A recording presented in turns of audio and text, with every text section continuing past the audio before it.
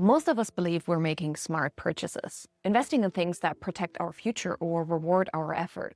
But the tough truth is many of these smart buys are silent wealth traps. And after years of studying personal finance and real-world money habits, I've learned how invisible spending patterns can quietly sabotage even the best financial plans. In this video, I'll walk you through 15 common things people buy, often with the best intentions, that end up costing them far more than they even realize, and how to avoid them. Let's start with the first one, extended warranties. At checkout, it sounds simple. Only $49 for 2 years extra protection. It feels smart, like you're doing the responsible thing. But here's what actually happens. Most products either break right away when the manufacturer still covers them, or they last way longer than the warranty. And when you really need that extended warranty, the companies often have loopholes hidden in the fine print that almost makes it impossible to get a payout. So you end up for protection that you probably won't even use. And when you add it up, every phone, every laptop, every appliance, you could be losing thousands of dollars over time. All of that for peace of mind that never really shows up. People who build wealth keep a strong emergency fund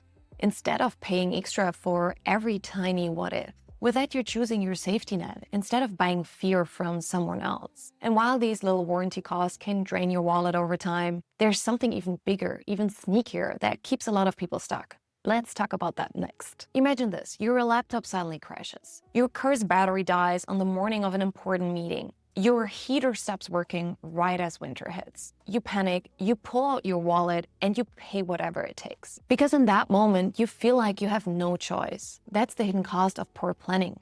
Emergency purchases typically cost 20 to 30% more than planned ones because you lose the ability to shop around. You lose the time to negotiate. You lose the power to wait for a better deal. Retailers know this. That's why they charge premium rates for overnight shipping, expedited repairs, and emergency callouts. Every last-minute purchase isn't just draining your bank account. It's teaching your brain to stay stuck in panic mode. Always scrambling, always stressed, always losing money quietly. A smarter approach would be to build a small replacement reserve for essential items. Set up a maintenance checklist for your car, for your laptop, even your home systems. Because emergencies aren't rare, they're actually guaranteed. The only question is, will you be ready next time?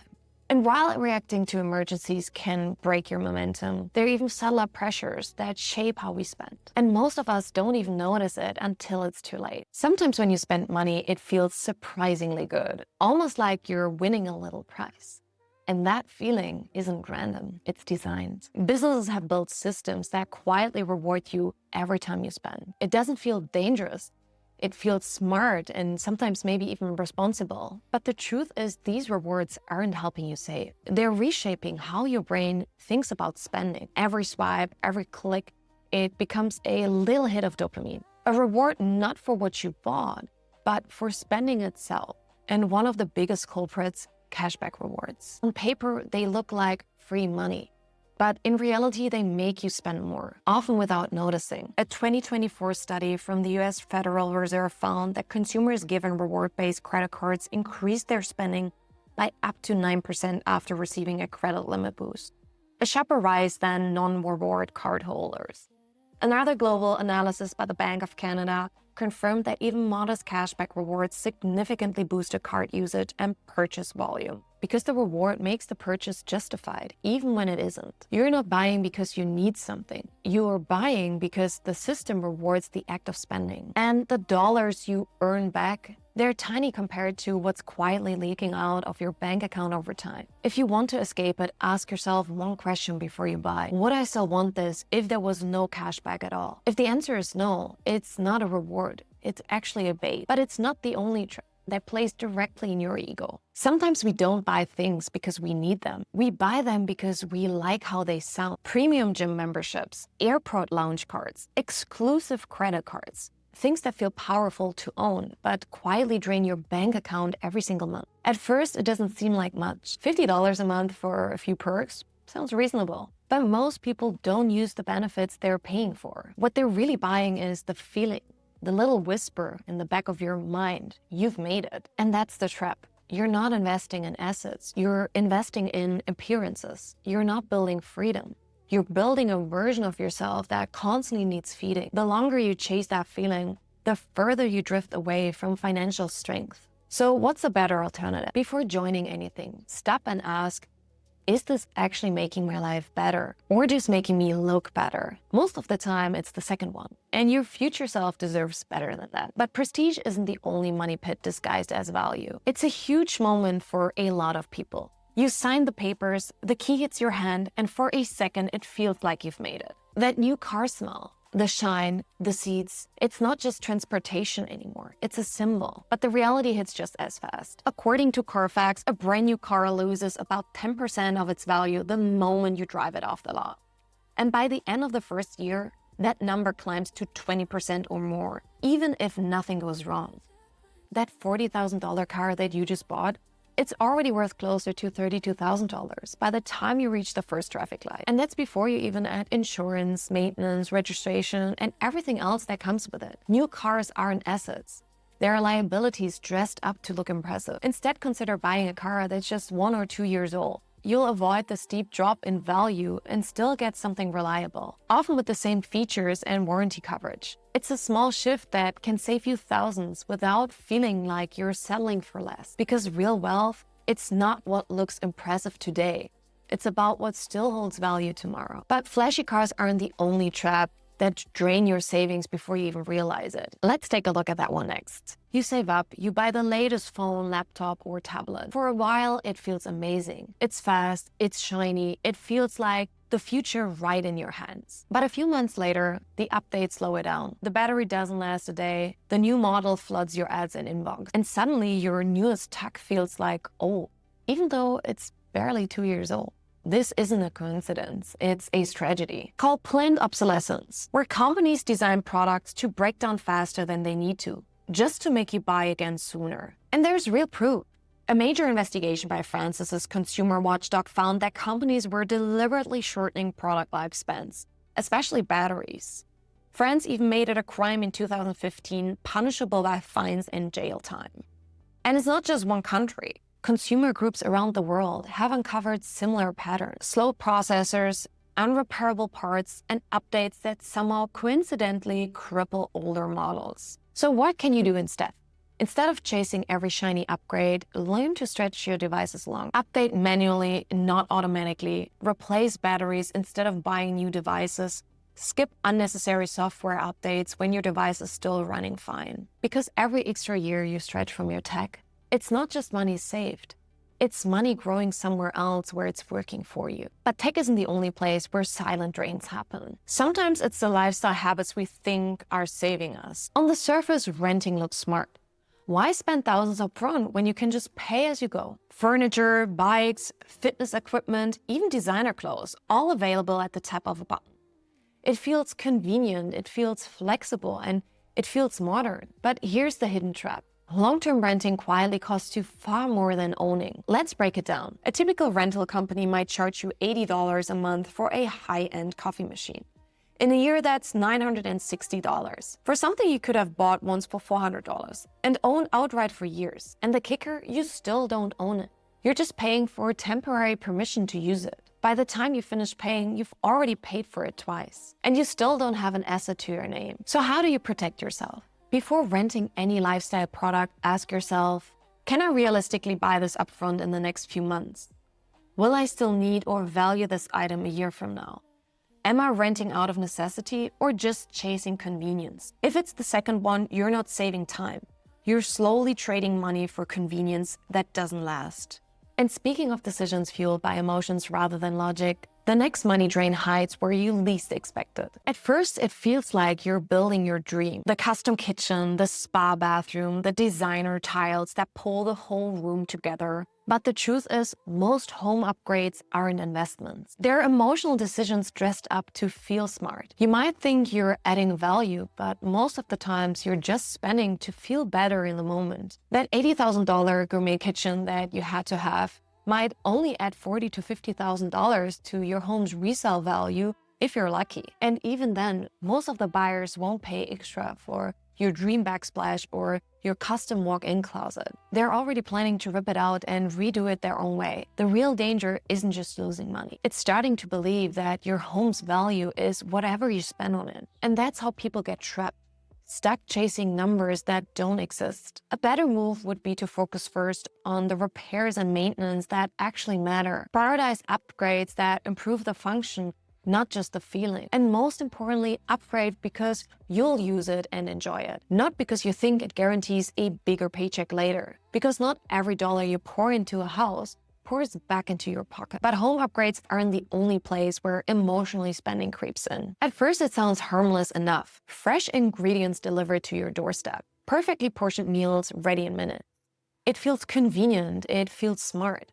But the truth is, meal kits aren't selling you convenience. They're selling you a fantasy of who you think you should be. A person who always has time to cook, who always chooses the healthier option, who never lets a busy day get in the way. But in real life, the boxes pile up, the meals go untouched, and takeout wins again. And slowly, a quiet kind of guilt starts to build.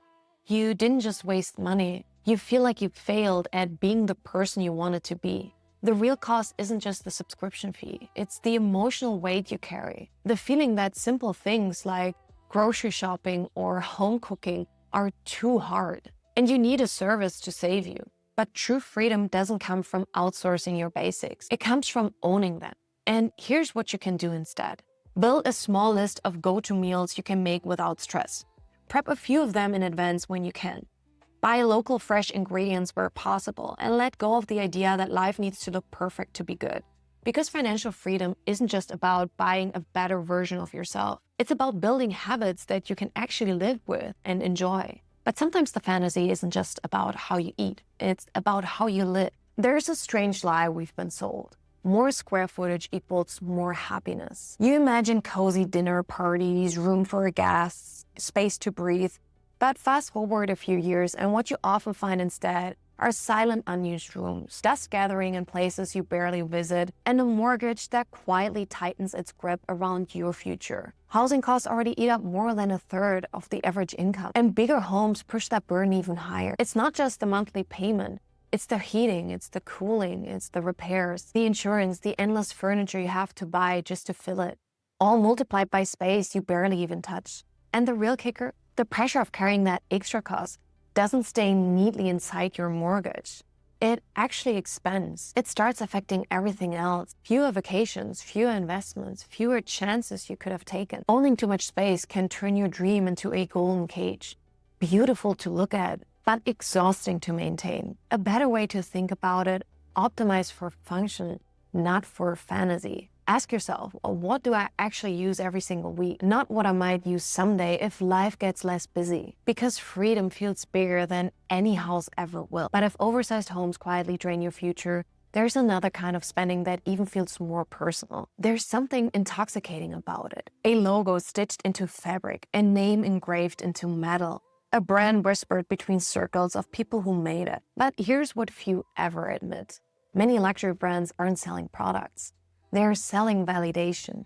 When you pay $1,200 for a handbag and $5,000 for a watch, you're not just buying craftsmanship or leather. You're buying the feeling that says, I belong, I made it. And that's exactly how they design it. Small, quiet logos that only the insiders recognize. Subtle signals that separate, not unite. And this might surprise you. A study from the Journal of Consumer Research found that people who feel powerless or low in status are significantly more likely to seek out visible luxury goods, even if it means spending beyond their means.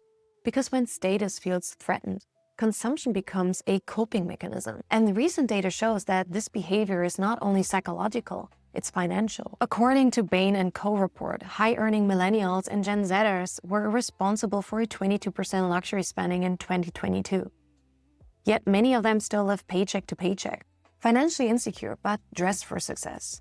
Payments.com actually echoed the same. Inflation and discretionary luxury spending are major reasons why 67% of Americans, including high earners, are stuck living month to month.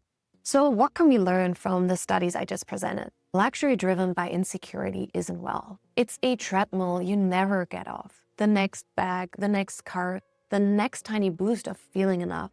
But the hole you're trying to fill can't be stitched up by Gucci or Louis Vuitton. A better approach is to buy quality for yourself, not to impress anyone else. Detach your identity and worth from brands. Because real confidence is the ultimate luxury. And the best of it all, it's free. But the most expensive habits, they're not always loud. It usually starts innocently. A birthday dinner, a surprise for a friend, a thoughtful gesture during the holidays. But then the gifts get bigger, the expectations get higher, and suddenly what started as generosity feels like performance. You're not just giving from the heart, but you're giving to keep pace, to match what others did last year, to prove something, even if you're not sure what. This is where gift giving quietly turns into a silent competition, not with bad intentions, but with real financial consequences. A 2024 study by Talker Research, commissioned by Beyond Finance, found that 56% of Americans feel pressure to overspend during holidays.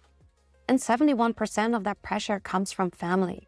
These numbers reveal something super important. You're not always spending to meet a real need. You're often spending to meet an expectation. And the result? Stress, guilt, credit card balances you didn't plan for, all in the name of generosity. But true generosity doesn't come with a receipt.